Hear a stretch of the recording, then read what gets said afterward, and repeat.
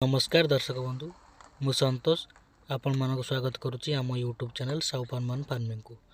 आज आम कि नियारा चाषी और नियारा चाष विषय कथा जहाँ आम ओडिशार ड्रैगन फ्रूट फार्मिंग रो सबुठारु नियारा फार्मिंग ट्रॉली सिस्टम बा धाड़ी प्रणाली चाष करछन्ती चाषी सबुठारु बड़ ड्रैगन फ्रूट फार्म चलूँ तांको सह कथा हवा।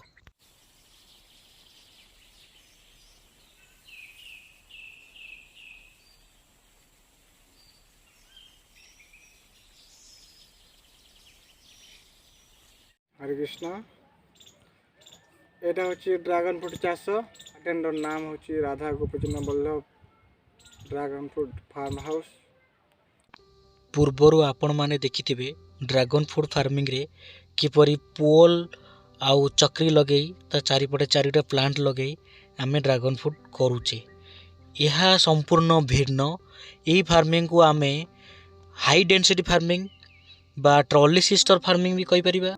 यही प्रणाली रे चाष करबा द्वारा आमे कम जगार अधिका प्लांट प्लांटेशन करि परिबा ओ अधिका अमल नहीं परिबा। यही चाषी ओडिशार प्रथम जी कि ट्रॉली सिस्टम रे बा हाई डेंसिटी प्रणाली रे चाष ड्रैगन फ्रूट फार्मिंग रे करछन्ती। यही चाषी कोरोना समय रे चाष और चाषी पई ड्रैगन फ्रूट फार्मिंग रे एक जड़े दिग्दर्शक कहले किछि अत्युक्ति हब नहीं, कारण से चाषी प्रथम कोरोना लॉकडाउन रे 20 डिसमिल रे मात्र 1000 प्लांट बा हाई डेंसिटी प्लांट आरंभ करी रही जाई नथिले।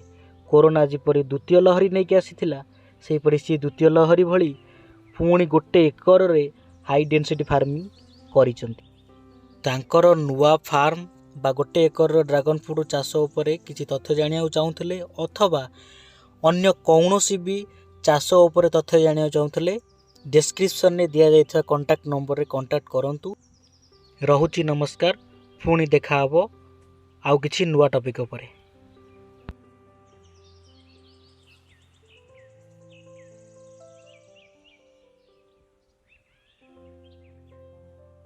ओडिशा।